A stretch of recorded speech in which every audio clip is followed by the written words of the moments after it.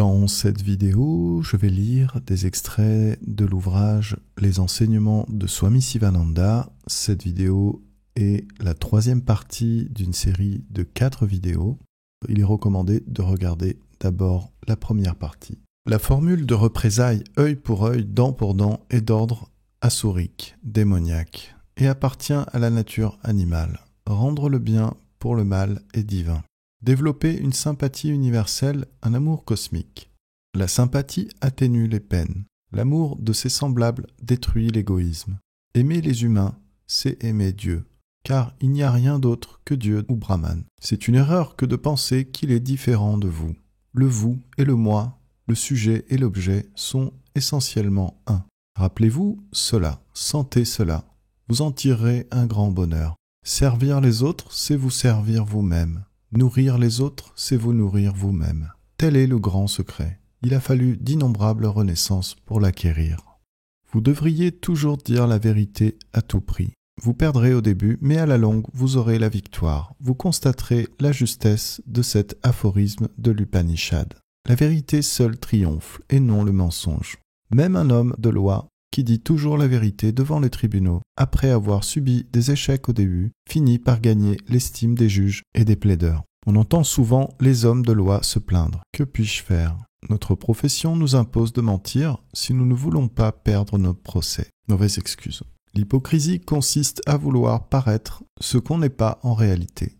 C'est tromperie, c'est dissimulation du caractère véritable.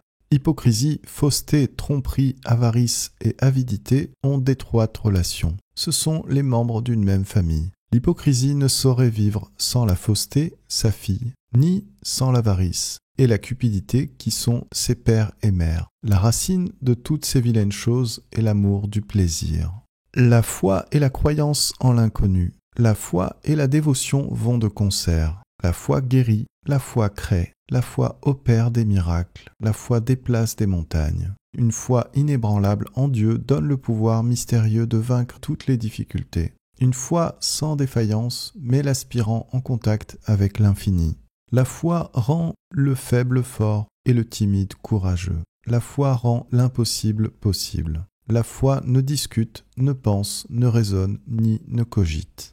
La raison est un instrument peu sûr, fragile et fini. La foi est le flambeau qui cherche Dieu. La vie, lorsqu'elle perd la foi, est un morne gaspillage. Priez sincèrement avec ferveur, de tout cœur et du fond de votre cœur. Alors seulement Dieu écoutera votre prière. Ne priez pas pour l'allègement de vos souffrances, mais pour accroître votre force et votre endurance à les supporter. Priez le Seigneur de vous donner la force de dominer vos défauts. Envoyez les flèches de la prière dans toutes les directions. L'une d'elles ne manquera pas de pénétrer dans le cœur du Seigneur. Votre devoir est de prier et seulement de prier.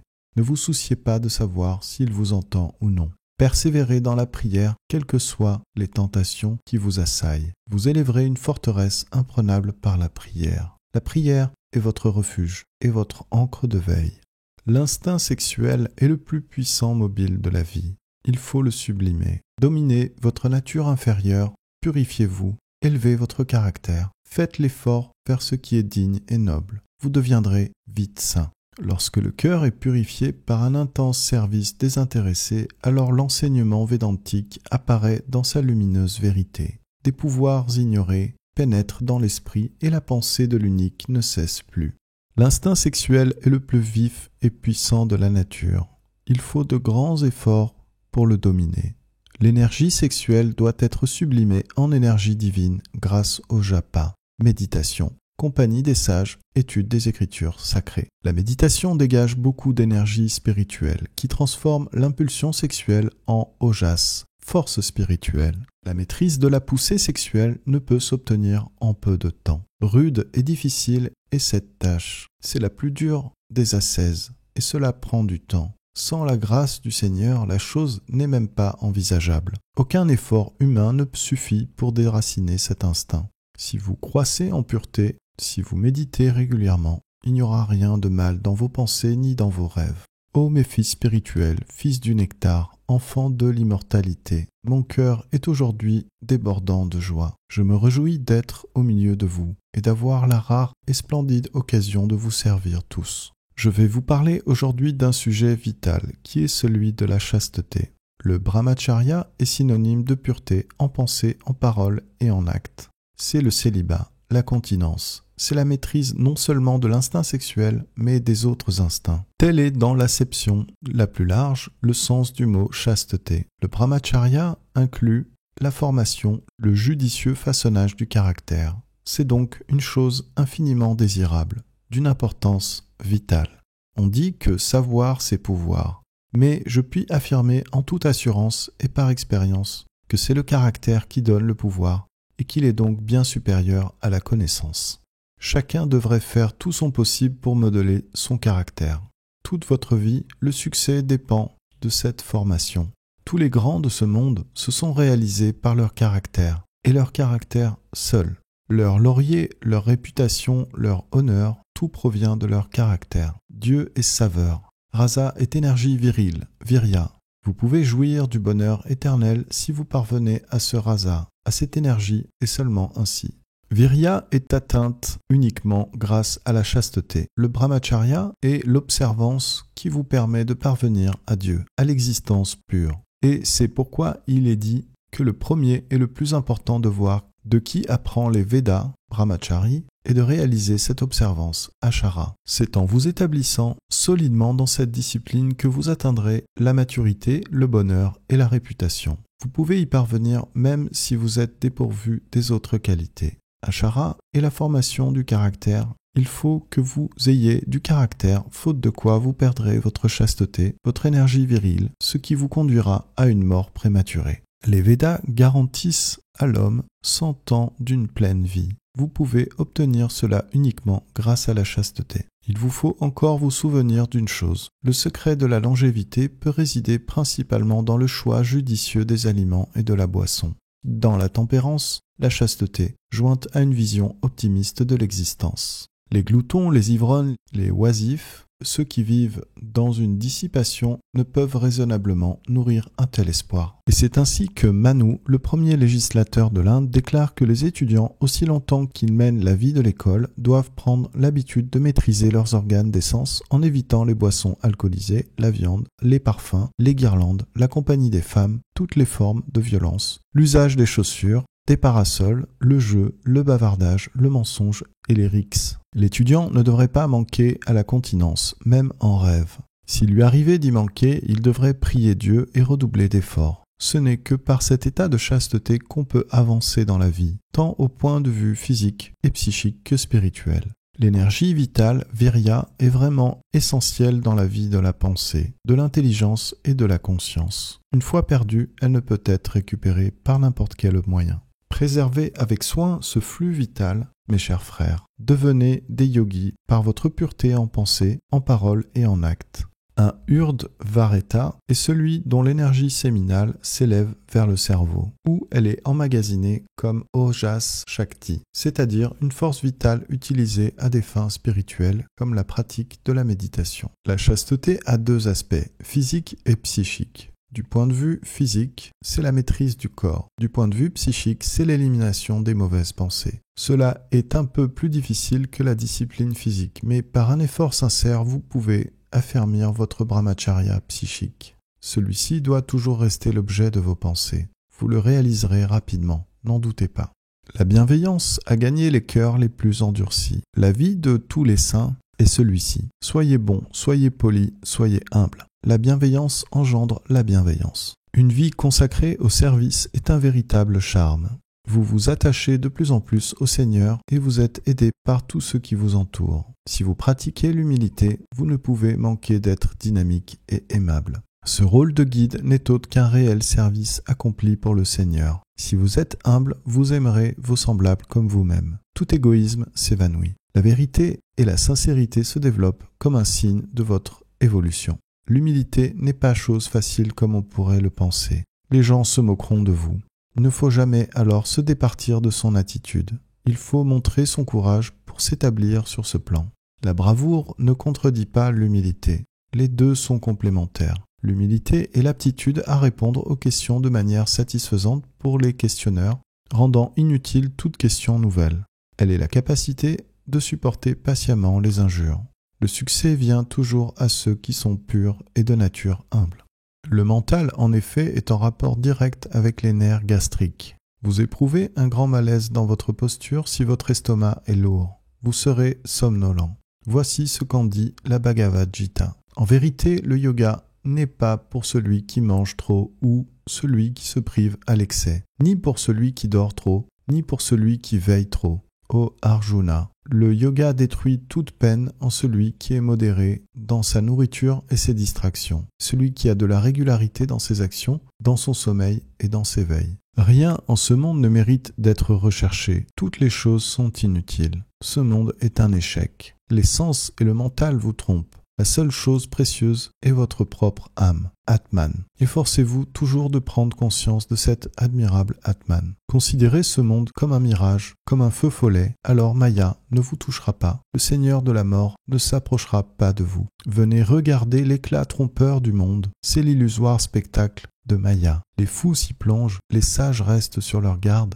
évitent d'y toucher. Ils se réjouissent dans les profondeurs de leur soi réel. L'objet pour lequel on se sent de l'attachement devient une source de souffrance quand on le perd. Les jouissances physiques sont agréables en leur commencement. Elles deviennent à la fin amères et insupportables. Ne considérez rien comme vôtre. Ce corps lui-même n'est pas à vous. Réjouissez-vous dans votre âme en vous détachant de toute passion. Celui qui a tranché tous ses liens, qui a dominé ses appétits, qui est plein de lumière et de sagesse, qui a abandonné tout désir, est le plus grand parmi les hommes. Renoncez à tout ce qui ne conduit pas à Dieu. Abandonnez ce qui gêne votre progrès spirituel. Le roi Janaka gouverna son pays et parvint à la connaissance de Brahman, Jnana, au milieu de ses occupations royales. Swami Vidyaranya, auteur du célèbre Panchadashi, était Premier ministre. Il exerça ses fonctions, pratiqua la méditation et parvint à la réalisation suprême tout en restant dans le monde. L'enseignement de base de la Bhagavad Gita montre la possibilité de réaliser tant dans le monde qu'hors du monde. Les empêchements au yoga viennent du dedans et non du dehors. Si vous êtes parvenu à la fixation du mental, pratyahara, vous pouvez rester dans votre situation sociale. Mais il ne faut pas pour autant perdre de vue les mérites du non-agir, de la vie contemplative. Il faut considérer le sujet sous tous ses aspects. C'est ainsi que Sri Aurobindo préconise de parvenir à la réalisation dans l'activité, Karma Yoga. Cependant, il a vécu lui-même pendant plus de 20 ans entièrement isolé du monde. Combien d'hommes pourraient imiter le roi Janaka? Lui-même était probablement un brahsta, c'est-à-dire qu'il avait atteint la réalisation au cours d'une vie antérieure, ce qui lui a permis de pratiquer la méditation tout en agissant dans le monde. Pour l'immense majorité des humains, ce n'est pas possible. Servir Dieu et Mammon simultanément est une entreprise dangereuse. L'esprit ne peut traiter qu'une chose à la fois. Jésus-Christ a disparu pendant 18 ans. Bouddha demeure 8 ans reclus dans la forêt d'Uruvala. L'actuel Bouddha Gaya, Swami Ram Tirtha, s'enferma 2 ans à Brahmapuri. Beaucoup ont fait leur sadhana dans l'isolement. Le rishi Gautama écrit dans ses Niyaya Sustra qu'une grotte dans la montagne, un lit de sable au bord d'une rivière sont des lieux favorables à la méditation. Vous pouvez commencer dans le monde, mais lorsque vous avez fait quelques progrès, il vous faut partir vers des sites de montagne ou au bord de la mer ou encore le long de quelques belles rivières. Ces lieux exercent une influence exaltante. Dans le monde, l'ambiance est tout à fait défavorable. On y excite les nerfs, les samskaras, les désirs des sens. Écoutez les paroles de la Svetasvatara Upanishad. En lieu nivelé, sans cailloux, sans feu, sans gravier, agréable à l'esprit par ses échos, ses eaux, ses ramures, à proximité d'une grotte, abrité du vent, que l'homme dirige son esprit vers Dieu. Se retirer dans la forêt équivaut à entrer dans une université pour y faire des hautes études. Tel est le véritable Jnana Yoga. Le véritable renoncement, Tyaga, consiste dans le rejet de tout sentiment de je ou de moi, ahamkara. Renonçant à l'ego, vous renoncez à toute chose en ce monde. Le renoncement aux choses physiques n'est pas une fin. Ce n'est pas lorsque le moi est abandonné que l'identification avec le corps s'arrête. Il vous faut même renoncer au sentiment de renoncement qui est profondément enraciné à l'idée « je pratique le renoncement, je suis un grand sage », qui peut rendre vaniteux et causer plus de mal que la prétention de celui qui se dit « je suis un propriétaire » ou « je suis brahman ». Observez comment le renoncement s'instaure dans le mental. La nature périssable et transitoire de toute chose qui finit par inspirer une sorte de dégoût, et cette réaction à l'égard du monde agit plus ou moins puissamment sur chaque individu. Une conclusion irrésistible s'impose alors à notre mental, à savoir que ce qui est fini ne saurait satisfaire le besoin d'infini qui est en nous, et que le périssable ne peut convenir à notre nature immuable et immortelle.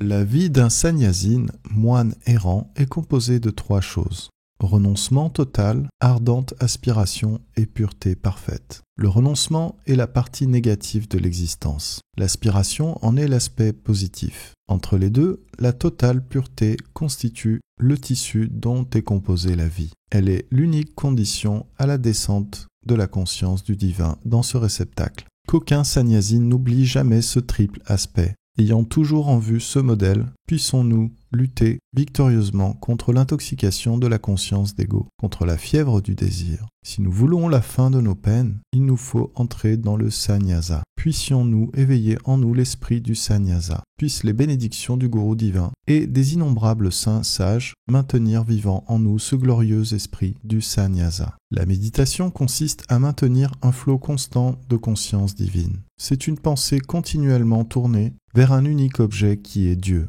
Toutes les choses du monde sont exclues de l'esprit. Celui-ci est alors saturé de l'idée de Dieu, de l'illumination divine, de la présence divine. C'est l'éveil de l'âme à la spiritualité. La méditation prend 2 formes, concrètes ou abstraites. Dans la méditation concrète, l'aspirant se concentre sur l'aspect du Seigneur Jésus-Christ, de Krishna. Dans la méditation abstraite, il se concentre sur le soi, qui est son esprit intérieur. Lorsque vous commencez à méditer le Seigneur Jésus-Christ, ayez son image devant vous. Regardez-la fixement et sans cligner des yeux. Oubliez ce qui vous entoure. Considérez toutes les parties du Seigneur en commençant par les pieds. Faites cela sans arrêt pendant 1/4 d'heure et continuez pendant 3 mois. La méditation est un puissant tonique mental et nerveux. Les vibrations sacrées qu'elle produit pénètrent toutes les cellules physiques et exercent une bienfaisante influence sur le corps et sur l'esprit. L'énergie divine vous emplira. La méditation ouvre les avenues de la connaissance intuitive, apaise et fortifie le mental et conduit l'aspirant yogi vers la source de toute vie, de tout pouvoir, vers le suprême Purusha, l'être suprême. Mener une vie vertueuse n'est pas en soi suffisant pour la réalisation divine. La concentration mentale est indispensable. Seule une existence pleine de vertu prépare le mental et constitue la disposition appropriée conduisant à la concentration et à la méditation. Ce sont les moyens de la réalisation finale. Pendant la contemplation, vous êtes en contact spirituel avec l'immuable lumière. Vous êtes dégagé de toutes vos impuretés.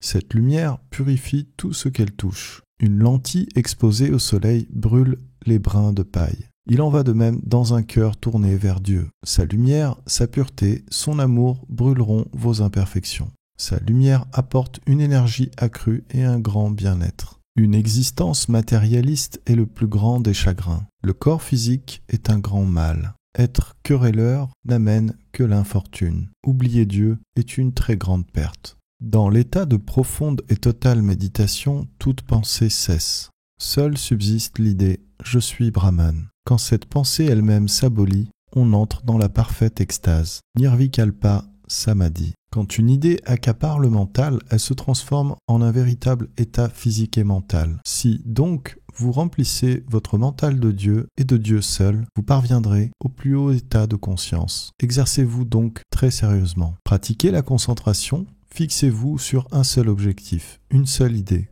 Ramenez votre mental lorsqu'il erre. Ne lui permettez pas de créer par centaines des formes pensées. Vivez isolé, évitez la compagnie. Ne dissipez pas votre énergie en vaine imagination, crainte ou pressentiment. Fixez-vous fermement le plus longtemps possible sur une forme pensée unique, par un exercice constant.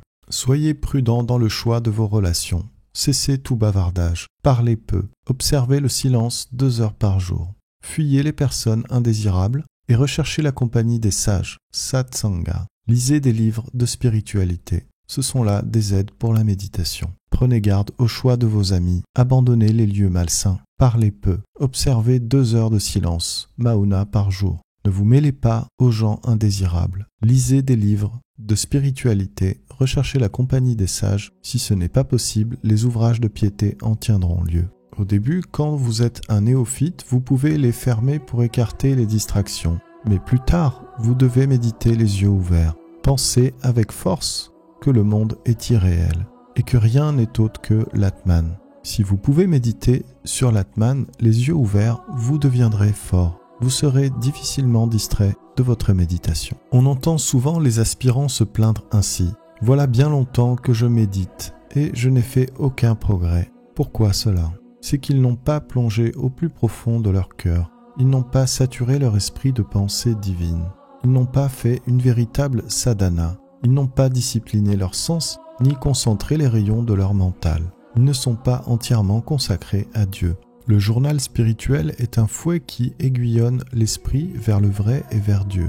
Si vous tenez régulièrement un journal, vous aurez de la consolation, la paix d'esprit et de rapides progrès sur le chemin spirituel.